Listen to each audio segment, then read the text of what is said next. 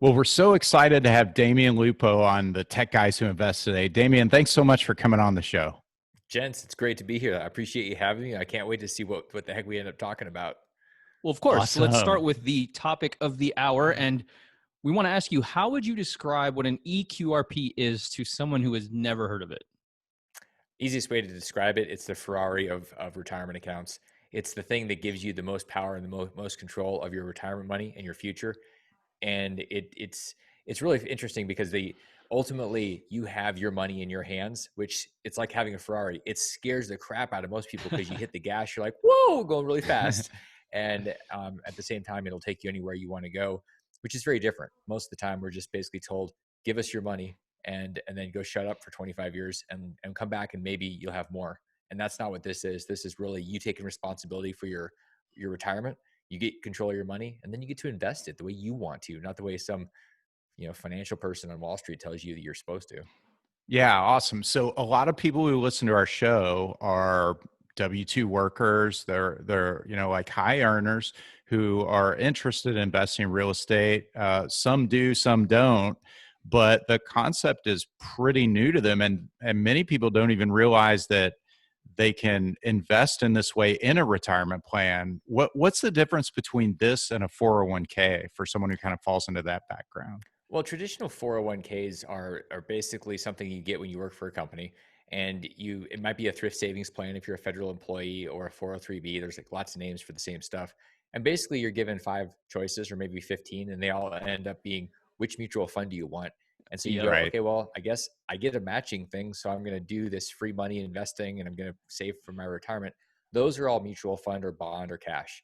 The difference between that and an eQRP is that the eQRP allows you to invest in almost anything you want, including apartments, including physical gold, startups. You can be the bank. You can lend money. You can invest in coffee farms in Panama, like really anything you want.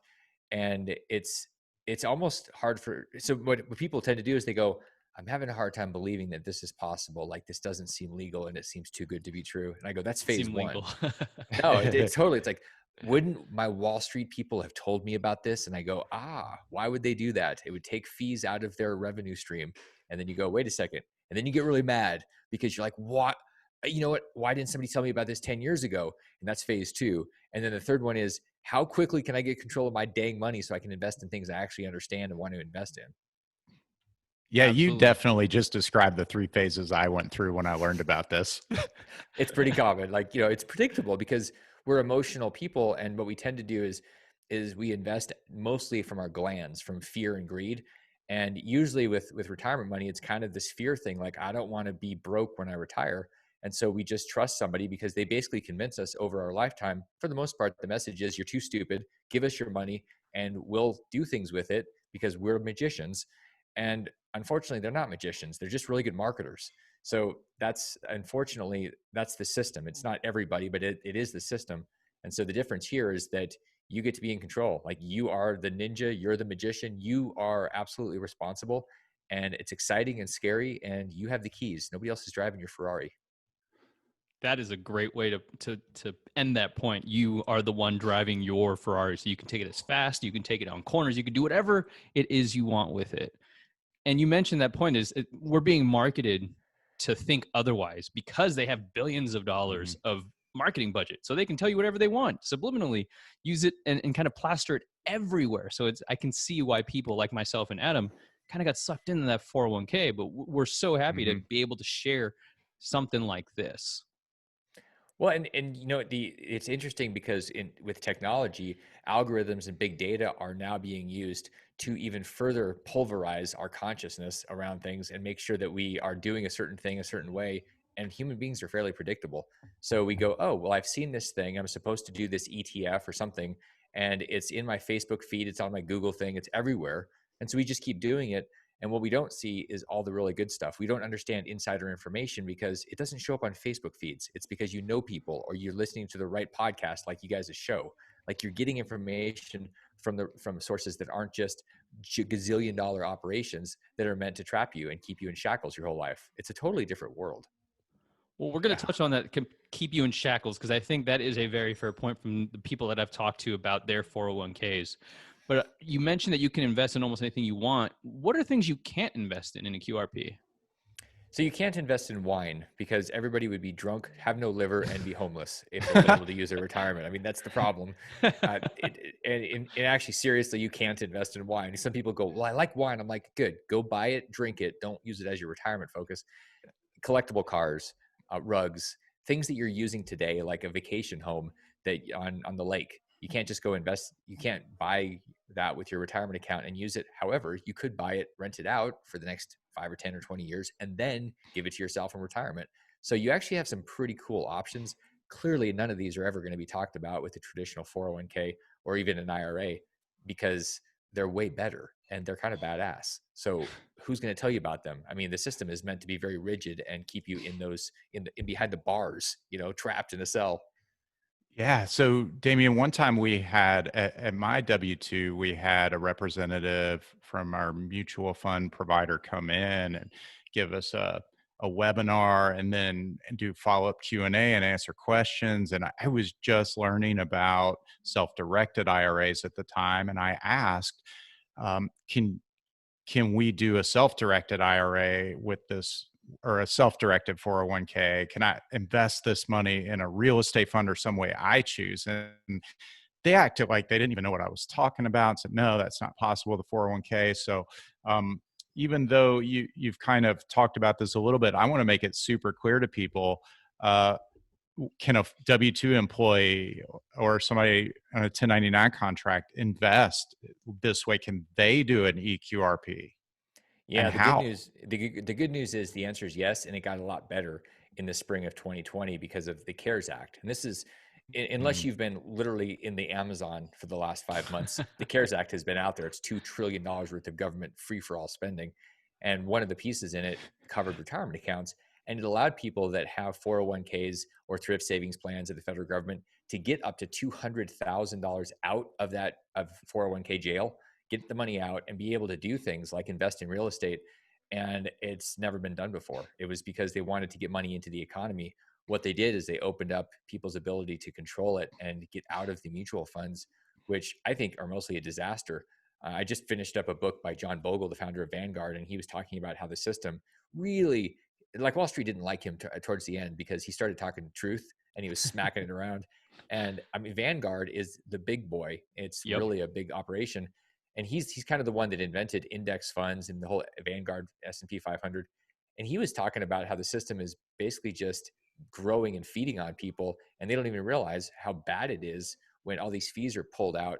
So what this Mm. does, this CARES Act, getting back to that, it allows everybody, just about, I mean, almost everybody, federal employees with thrift savings plans, most people with 401ks, to say, I actually want to invest this in something I understand and something that I can see, maybe get my arms around, like real estate or gold or something.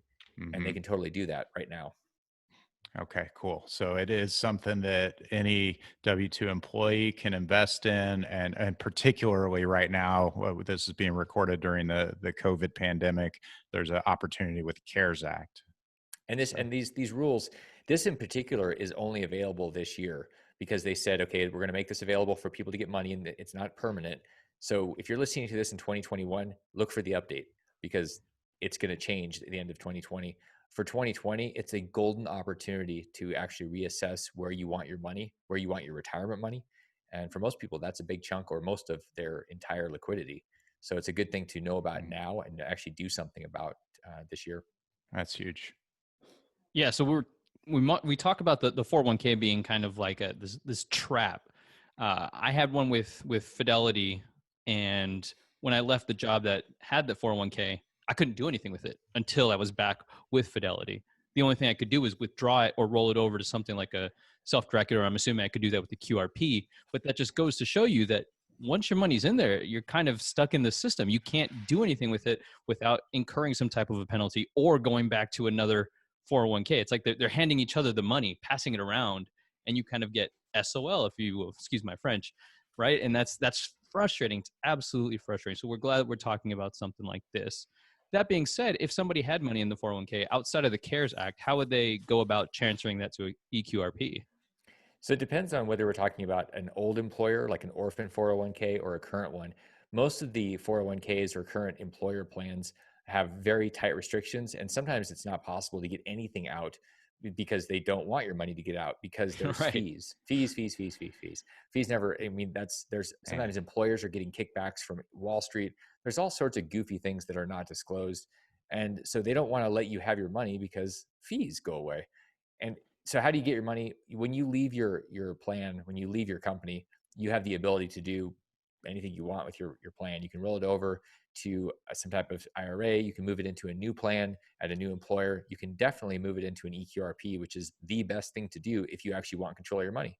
The reason people don't do it, guys, is because they're like, I either am too busy and I can't be bothered, or I feel too stupid, or I know I would go buy an actual Ferrari, and that is a bad idea for my retirement money. So they tend to, it's for people that are responsible. And when you move jobs, you have this opening where you can really, or if you move jobs a long time ago, we have people that come in with 10 or 15 different old orphan accounts, and they consolidate them, and they go, oh yeah, there's 15,000 there, 50 there.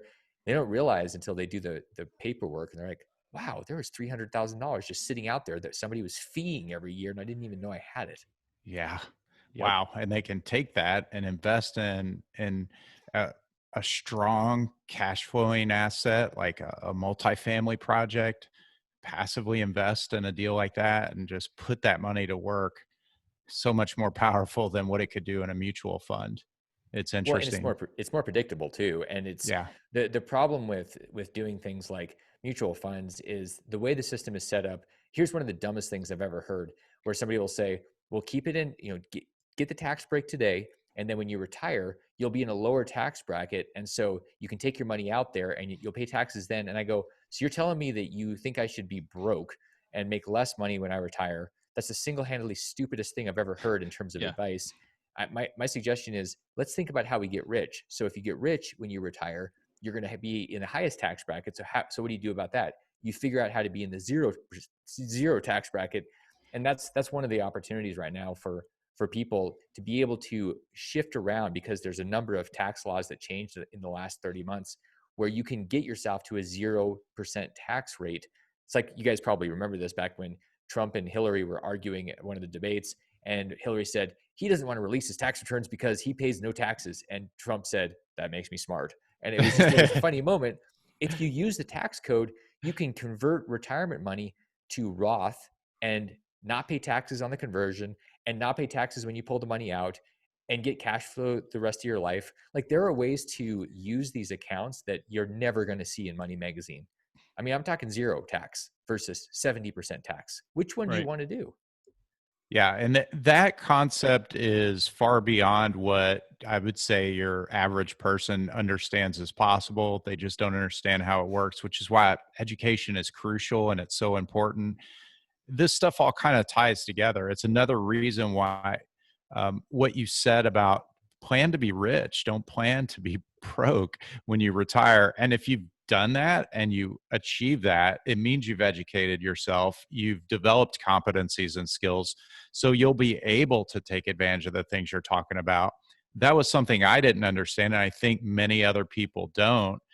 But I did hear the message you talked about from supposed financial leaders, that that same message about minimizing the tax when you're ready to pull it out. And it's just crazy to me. So education's super important. How could someone who hears what you say and thinks it's interesting about reducing their taxes get more education on something like that? What would you recommend for someone who wants to kind of educate themselves and start to take a path towards this?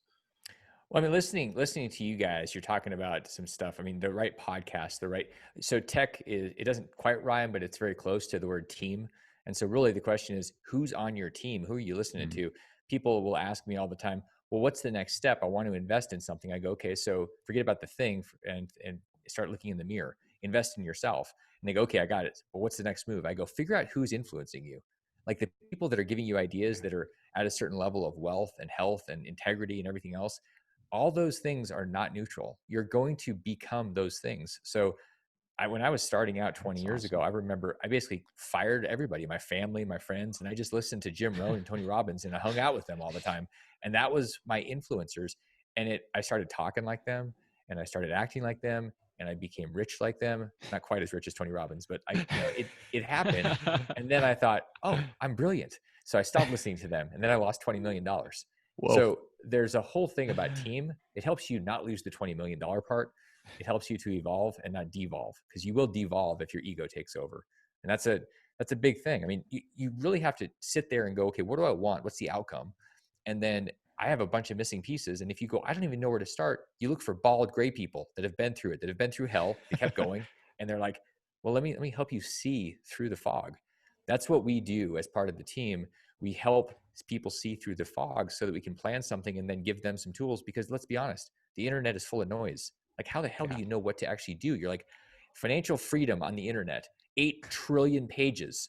Yep. Like, there's like 1,000 pages for every person on the planet. And you're like, I'm going to go watch Netflix. Right. Forget it. It's too hard.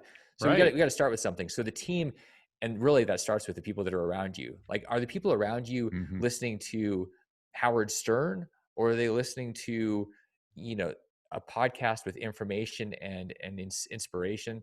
Like, what are people doing? Because you'll start doing the same thing. I think that's the easiest way to start, and it's the hardest thing, because when you have to fire somebody that's been in your life or reduce the hours that they're influencing you, you kind of look like a dick. It's hard. It's your life. It is Right. tough. Yeah. No, that's brilliant. There's so much good stuff in there. People listen to that. Again, listen to this podcast again. That's awesome. I mean, the one that was driving your brilliant. Ferrari at the end of the day. Yeah. Right? It's not that those other people, but I think it's also tough, because looking inward as to what you need to change is scary for a lot of people, because it shows you, oh crap, I've been doing something wrong. I need to fix something. But until you kind of look at it from that lens of how can I improve, whether that might be education or hanging around different people, it's not going to change. Yeah. And one of the reasons it won't change is because people around you will reinforce what you're doing is already a reflection of the people that are around you. And if you start changing and you think you're going to keep the same people in your life, there's a thing called tall poppy in Australia, crabs in a box. They're going to pull you down. And here's why. People love you. They're going to think it's scary and dangerous, that you're going to die if you go out on this journey. They're going to try to protect you because they love you. They're also going to not want to be wrong, because if you go out there and you're successful and you're fulfilled and your life matters and you actually design it and then accomplish it, they're going to go, damn, I never took that step. And they're going to feel stupid. So they don't want to feel stupid. None of us want to feel stupid. We want to feel reinforced, and we want to feel that we're right. It's a thing that we do as humans. We don't want to feel like, oh yeah, I'm wrong. This feels really good. Like, it feels terrible. Yeah. So we look for people that will tell us that we're right. And you're smart and beautiful, even when we're like 400 pounds overweight. Oh, you're a beautiful person. No, you're not. You're a fat slob. So stop eating Twinkies. But who's going to tell us that? They just want to coddle us. And so what we need truth. And the right people will tell you the truth. And you respect them enough to pay attention and to maybe do something. But if you don't actually change that, you're always going to hear the lies that make you feel good. And good, we have more trophy people. That's what we need. More trophy people that are all a bunch of losers, because they don't actually play their life to win. They play to just get by and tiptoe safely to death's door. Like, we don't need any more of that. We need people that are out there making it happen, living up to their potential. And I'm talking to you guys listening right now. Like, you are here for a purpose, not just to get by. I really believe that. Yeah, I do too. I totally do. And I feel like it tees up the next question about why you created the eQRP. There's a purpose there. Can you talk a little bit about that? Yeah, I mean, this comes back. I mean, it goes back to a time where I watched my parents retire, and I mean, there's not much of a closer relationship than the people that actually created you in their own friction. And so I never really said that before, but it kind of makes sense. It does. So I looked at my parents. They retired, and they played by the rules that society told them to play by. And then they ended up with less than $100,000. And I went, wow. And it's not a lot, but what it does because all money is just, it's power, it's fuel. Mm-hmm. And when my dad was going through the last years of his life before he died, he had some ideas about things he wanted to do. And about 6 weeks before he died, he looked at me and he said, there were so many things that I did want to do that I never did. And it was sad, because he didn't have resources. And it made me so frustrated. I'm like, why is that? Because the system is not set up to make us free. It's set up to keep us in shackles permanently from cradle to grave. 100%. You just look at the wealthiest systems, the wealthiest people, and what are they doing? They're feeding on us. And so it made me mad. And when I lost all that money, I said, okay, I can go out and make another $20 million for me, and I can be a big douche because I was a really good douche. I was like a hedonistic idiot, and I can do that again. I learned how to like not lose the money. The problem is I'd still be a douche.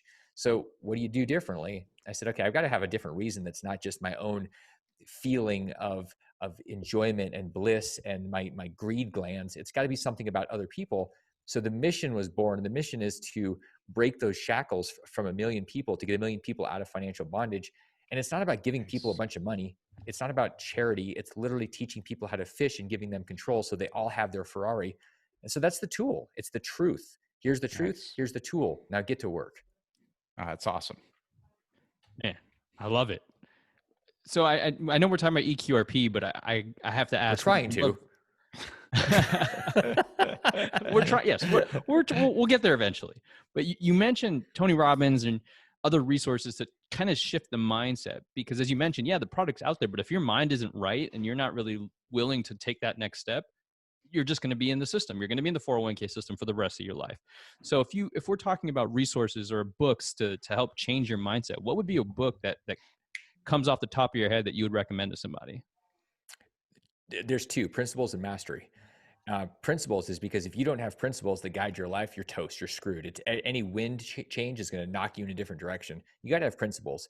I have values that drive every decision. They're rules based on these values. And so when any decision I make, and those come from principles that are like, and it's like in my company, for an example, I have rules of transparency and honor and relationship. So when we have a decision to make, we ask three things: is this the best I can do? Is it the right thing? And am I showing people that I care? And so those are based on those values. And the book that was written by Ray Dalio on the principles it applies to business and life. And that's, I think, what the book says too. Yeah. It applies to business and life.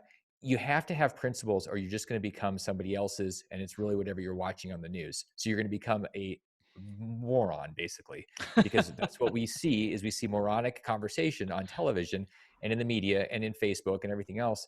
We don't necessarily see things that are inspirational or motivational or even the truth. And so that's one. And the other one, with Mastery, there's this process where we can go out and we test things. And the question is, do we ever go deep? The reason that many of us, and I think this was my dad's thing, one of the problems, like, he was a great warning. Some people are great warnings. Some are great examples. My dad was more of a warning, equally as important. It was like, okay, don't do that, don't do that, don't do that, because all those things result in crappiness. So mastery is when you spend a lot of time, like 10,000 plus hours, according to Malcolm Gladwell, in something. And I've done that with martial arts. I've done that with the eQRP and retirement stuff. And I've done that in the financial literacy and mastery stuff. So the question is, what are you willing to spend 10,000 hours in? It doesn't matter what it is. I mean, truly, you can become ultra successful, ultra fulfilled, ultra wealthy, whether you make pencils or you make, push pillows. Like, it doesn't matter. I don't even know what that is, but it doesn't matter what you're doing. It just matters that you commit to something deeply. And people go, well, I'm going to try all these things. And we're like a bunch of monkeys. We're like chasing all these things, and whatever flashes at us, we're like, oh, that looks good. That's flashy. And so we get to the end of our lives going, I never really dug deep. It's like Sean T in his stuff. Dig deep, guys. Well, we got to dig deep into something and because the mastery process is digging deep and moving through it, even when you don't feel like you're making progress. It's called a plateau. And in martial arts, we do this for years. We'll do the same exercise 10,000 times. We're like, this is not working. And then one day, 2 years in, something happens and you go, whoa. It happens in business too. When you're doing things, it happens with anything that you commit to. One day it pops because you're committed enough to that thing, to the mastery. So those two books, long answer, Principles and Mastery, and they apply to all of us, all of our lives. Yeah, that's awesome. And it's all about education and, trying to grow yourself by learning and stretching, which is what we like to offer on this show to our listeners, like it kind of expand them and talk about concepts that may be new to them, like this one. When I first learned about the eQRP, I think because I focus on multifamily apartment investing. So I think what drew me to it was the way to avoid the, is it EBITDA or? Yeah, UBIT. Is that? Yeah. Yeah. So could you talk a little bit about the difference between a self-directed IRA and eQRP, and especially how that helps you? So most people by default end up with an IRA, a self-directed IRA, that want to do anything other than mutual funds. You leave a Hmm. company, you go do it. You want to have some extra money in a retirement account. What do? You have an IRA. And so what people have been doing in the last 10, 15 years is using self-directed IRAs to invest in real estate, whether it's individual houses or apartments. Lots of apartment investors doing something that's resulting in them having a ticking time bomb or a hand grenade with a pin out. And what this is, it's called UBIT. It's an unrelated business income tax. And what that is, it's a tax. It's a special tax the IRS has in the code that is like the highest tax rate for anything that you can do. It's about 37%. And it's triggered by different things. It's like the trust tax rate, but bottom line, when you have an IRA that invests in real estate that has leverage, it triggers another alphabet acronym, which is UDFI, unrelated debt financed income. So to get granular, what happens is you invest in something where you get cool leverage, which is what we love about real estate. And the IRS says, I'm going to slap you silly and take a 30-year damn profits. And so you go, wait, what happened? I thought this was a tax shelter. It's not. It's like, Right. it's a ticking time bomb. And the reason that's happening is because in section 408, which is where IRAs live, there's no exemption. You just get hit with that tax. In the 401 section, which is where eQRPs live, they're exempt. So if you move money from an IRA to an eQRP, you are now exempt. If you move an investment that you already have in an apartment or a house that has debt over from an IRA, it's called an in-kind rollover. You move it over to an eQRP, you're exempt. It's literally on an average deal that, say somebody puts $50,000 in, it's $10,000 to $12,000 in tax savings every time your deal exits. That's on one deal. It's crazy. And it's Wow. an optional tax. Like most taxes are optional. This is the dumbest one people pay because they're like, wait a second, I didn't know. Well, just stop hanging out with idiots that are trying to rip you off. Go to people that actually have the truth and listen to the right people. But honestly, most people didn't even know. Even smart people didn't know until the last few years. So I'm beating up on them pretty bad. But this is just one of those dumb taxes. Like if you pay it, you're just not paying attention or you hate your money. Yeah. Now, a lot of people who have the self-directeds and have invested in like a syndication, uh, they didn't know that when they went in. Now they listen to this episode of Tech Guys Who Invest. They're like, oh crap. Well, I want to invest. I want to move it into the QRP, but I'm already in the self-directed IRA. What can So they do? So this is where we do our ninja skills, and it's called moving your asset over before it gets sold. It's an in-kind rollover. We move the asset Mhm. over. It's a rollover from your IRA, taking that asset, moving it into an eQRP, and as soon as that happens, you are exempt. So Nice. it's such a no-brainer. And here's the sad part, and this is actually a little scary to me.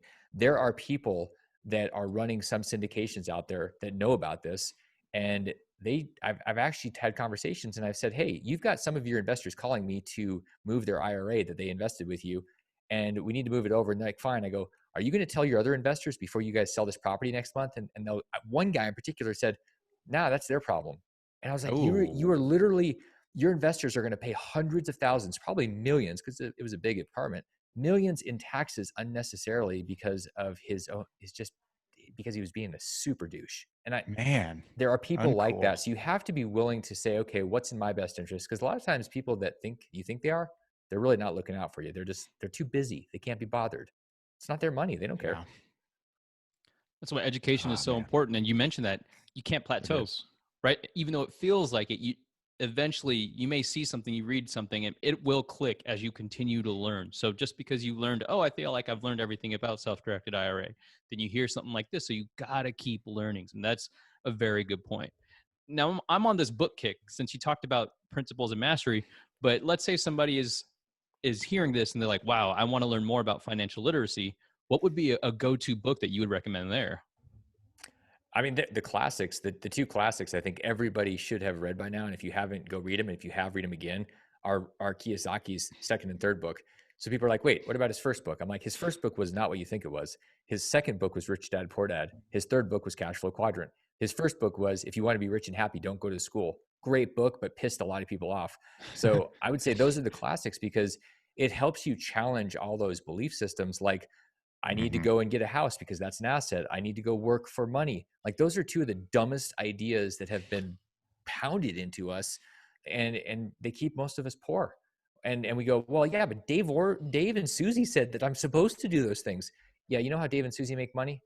They make money by keeping you attached to their stupid advice. And I'm not saying their advice is stupid for everybody. It is for somebody that wants to get rich.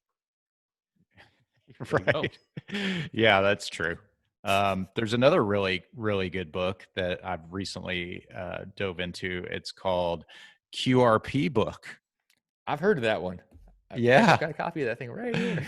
How can people get a hold of something like that? So the QRP book that I wrote back 12 years ago, 8 years ago, and it's been updated every year, is the essence of what qualified retirement plans and the eQRP are. It's about control of your money. You want to get a copy of that? You got a couple of options. One, you want to support me, and so I make about $3 on Amazon. Awesome. I mean, it will change my life. I can feed myself. I'm just kidding. You don't need to do that. You literally just text the word eQRP to 72,000, and I'm going to sum up the book and give you a report. So I'll give you the Cliff Notes for those of you that don't either like to read or just can't really read that well. I'm going to send you that thing. That's cool. And then if you say, hey, I want the book, just text me and it's going to come to my computer screen and I'm going to FedEx you a copy of the book. So whatever it is Awesome. you want, it's a text. I know you guys can you're listening or watching the tech guys who invest. Okay, so we all know how to, hopefully you guys know how to text. And if you can text, you can get this book. We'll walk you through it if you need help. It's yeah, but there's a team here to support the process to get the book. That's awesome. So if you were to, I know that we talked about the risk and taking control of your Ferrari. If somebody's still adamant on the fence, kind of about what would you say are the biggest risks besides lack of control when it comes to the 401k? The traditional 401k, the risks there, Yeah. they're stuck in one asset class. The danger in having all of your money in one asset class, one of the biggest dumb moves is when people say, well, I'm diversified. And I go, how's that? And they go, well, I've got a bunch of different stocks. In fact, I've got a bunch of different mutual funds. I go, you're not diversified. You're totally focused on one thing, paper assets inside of one thing. And they go, yeah, but I've got tech stocks and I've got international. I'm like, it's all paper. It's all one place and you don't have any control of it. So it's that's the biggest problem is that it's not really diversified. And you know, there's different schools of thought on when you should diversify, if you should diversify, whether you should focus on one thing. Well, I think it's stupid to focus on one thing if you don't have any control of it. And that's what most people do. They focus all their money into one mutual fund or maybe five, but it's all the same thing. And then they have no control and they just smoke a bunch of hopium. That is not a good plan, guys. So Damion, for someone who has maybe 50, 60,000 in a traditional IRA or a 401k, and they're listening to this, they're intrigued and curious, but not quite sure what to do next or what they should start thinking about. What advice would you have for someone like that? Because we have listeners who are in that situation. One of the most dangerous things that you can do if you're new and you've got 50 or 60,000 or $100,000 is to go out there and say, hey world, hey Facebook, I've got 50 or $60,000. What should I do? Because you're going to have a whole bunch of trolls saying, oh, I've got the perfect thing for you. How the hell do they know?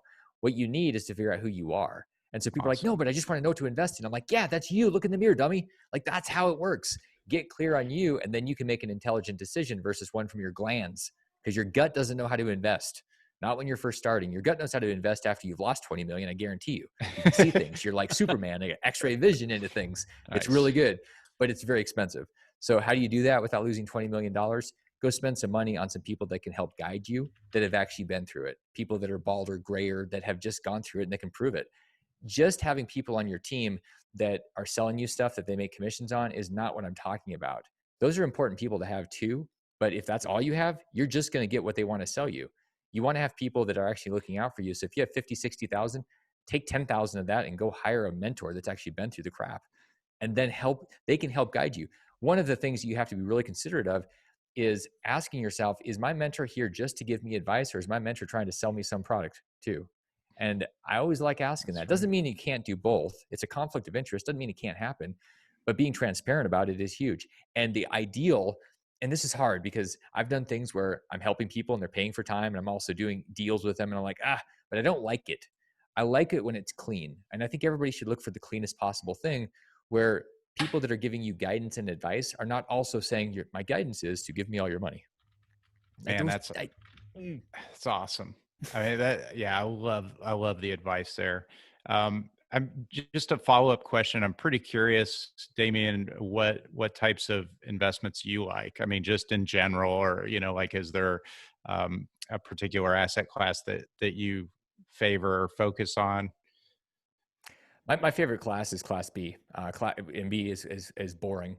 I don't like stuff that gets me excited. I had a client come to me that has this eQRP, and he called me. He's a super cool dude. He goes, "Hey man, I took my 50,000, like you guys are talking. What do you do with 50 or 60? He bought a house, rehabbed it. He did the Burr model, rehabbed it, and refinanced it. Got his money back. Went out and did it. Did it like 6 or 8 times in a year. It's pretty good. Nice. And then he came to me and he goes, I'm thinking about doing multifamily. I'm like, all right, that's cool. Why? I'm not saying it's good or bad. I mean, who knows? He said, well, and he told me what he was doing. I go, okay, so what are you trying to get to? And he said, well, about 4,000 or 5,000 a month. That would cover the bills. And I said, okay, so you're about halfway there right now. And you did this in about a year. So if you did this for another year, you would be financially free. So there's 3 different levels. There's like security and then comfort and then rich. And he was a year from being secure where he didn't have to work for money anymore. And he goes, yeah, I guess that's true. I go, dude, you're bored. You're looking for the juice. You want something exciting. I go, take up skydiving. Just don't go with me because I've had 4 accidents with 4 jumps. He goes, okay, I won't go with you. He went skydiving and he came back a month later and I go, so how's it going? He goes, man, I went skydiving and I'm going to go buy some more houses. I'm like, you're going to be free in a year. He goes, yeah, I'm going to keep skydiving. I'm like, good. Just continue to do it on your own. Don't do it with me because you'll never get to those houses. But it was boring. Like, and so I like boring stuff. I like tin cans. I like mini storage and gold. Like Okay. it doesn't get much more boring than metal that you stare at and you're like, okay, it's not doing anything. And tin cans that hold a bunch of crap that nobody should ever keep, but they do, and they pay a lot of money for it. Like boring is the way with investing. If you're getting excited about your investments because you're changing the world, you're going to have an experience, and you're probably going to end up with the experience and no money. So what I got out of this conversation is to maybe not hang out with Damion because he's lost $20 million and he's gotten into 4 skydiving accidents. Unique places. There's a lot of wisdom in that. If you don't die, like it's, there you go. It's very useful. Okay. So the last question we want to ask before we ask people where people can find you is about technology. We are the tech guys who invest. So what would be your favorite piece of technology right now? So it's called Confusionsoft with an I. I means I'm going to go crazy trying to figure out this confusing piece of software. And it's actually Infusionsoft or Keep. And the reason I like it so much is because if you understand and you commit to using it, you can use this high-tech system of automation to do very high-touch things, which will differentiate you from the competition. Like we use it for making sure that we do certain things where we're talking to people or videoing them or sending physical packages, and not like send out cards where it's a physical card that nobody's actually written. Like that crap makes me mad. When my insurance agent does this crap and he sends me a card, and I'm like, why didn't you save the 50 cents and just lower my premium? Unless you're going to physically write me a card, don't send me something. Like if it's supposed to be a touchy-feely thing. So Infusionsoft helps keep us on track. And then we have these super high-touch experiences. And that's what we're missing. This whole Corona thing or COVID, depending on which beer you're drinking, is, I mean, it's about more people coming together. And it's really interesting because we're stuck at home, and yet I feel like we're connecting in a better way. Before this, we had more Facebook friends and all this stuff going on, and now we have all these Zoom dinners and happy hours together, and like something interesting is happening. That's the missing piece, I think, that's making us divisive, and it's making us angry, and it's breaking us as a society. And when you can start doing things high touch and showing people you care, it softens them because you're going into a relationship. You remove the conflict that's everywhere. Like you turn off the TV and you start going, okay, I'm going to write a handwritten note to somebody. I'm going to send them a little video on their birthday. Simple things change the world one thing at a time. And that technology allows you to continually do it. And you change the world because of the daily things that you're doing inside of the thing that you've automated. So it meshes something so powerful together. It's not about just having the coolest new app. For me, yeah, whatever. Coolest new app is going to be the old one I deleted a year from now. But something that's building relationships, that's technology based, is priceless. Nice. There you go. Yeah, that's awesome. All right, Damion, it's been really awesome having you on the show. You have dropped a ton of value on our listeners. I love it. Where can people get a hold of you? Best place to get a hold of me is if you want to come up and see the most beautiful place in the world, it's in Sedona. But seriously, if you don't want to visit Arizona because you're stuck in your car, your house, or wherever, you find me on Financial Underdogs. That's my podcast. That's where I'm teaching. FinancialUnderdogs.com. FU, if you guys, I don't know if we're watching this or not, but Yeah. FU is it's about, I'm fighting for you guys because I am one of you guys. It's about giving you the truth, being in the truth, figuring it out for myself, and cutting out all the BS. And so if that's of interest, and there are people, they're not watching this or listening to this, I'm sure, that don't want the truth. It's like Jack Nicholson. You can't handle the truth. I don't think most people want the truth, because like with the numbers, the moment people see the truth, they see the numbers, they're like, I'm an Yeah. idiot. So we don't want to be an idiot. So we just ignore those. That's not who should go to Financial Underdogs. If you want the truth, you want to change things, you can't change a lie. So we're about getting to the truth and then changing your life and having a life by design, not by default. That's what it's all about. So Financial Underdogs is where it starts. Financial Underdogs. Awesome. So go check that out. And Damion, thanks so much for being on the show. It's been great having you on. Yeah, appreciate you guys. Thanks for having me. Thanks for everybody listening, and hope to meet a lot of you guys.